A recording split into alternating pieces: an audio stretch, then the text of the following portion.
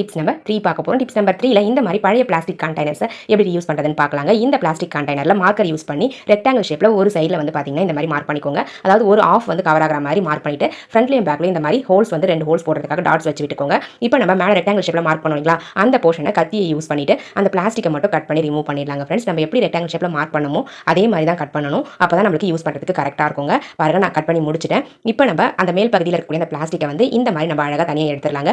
எடுத்துட்டு தூக்கி போட்டுடலாம். அடுத்தது ஃப்ரண்ட்லையும் பேக்லையும் இந்த மாதிரி 2 ஹோல்ஸ் வந்து பார்த்தீங்கன்னா செட்டாக போட்டு எடுத்துக்கோங்க. போட்டுட்டு ஒரு ஸ்ட்ராங்கான கயிறு எடுத்துக்கோங்க ஃப்ரெண்ட்ஸ். அந்த கயிறை நம்ம ஹோல்ஸ் போட்டோம் இல்லைங்களா, அந்த ஹோல்ஸை யூஸ் பண்ணி இந்த மாதிரி வெளிப்பக்கமாக எடுத்து விட்டுருங்க.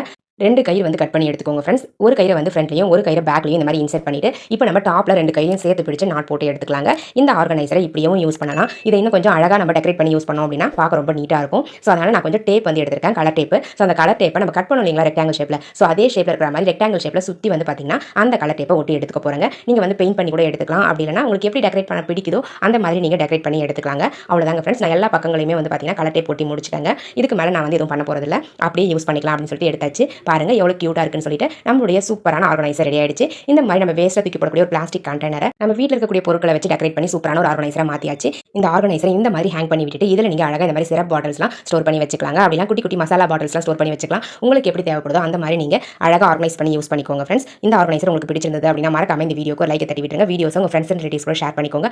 அப்படியே மறக்காம நம்மளுடைய சஞ்சு கிரியேட்டிவ் கார்னர் யூடியூப் சேனலை சப்ஸ்கிரைப் பண்ணி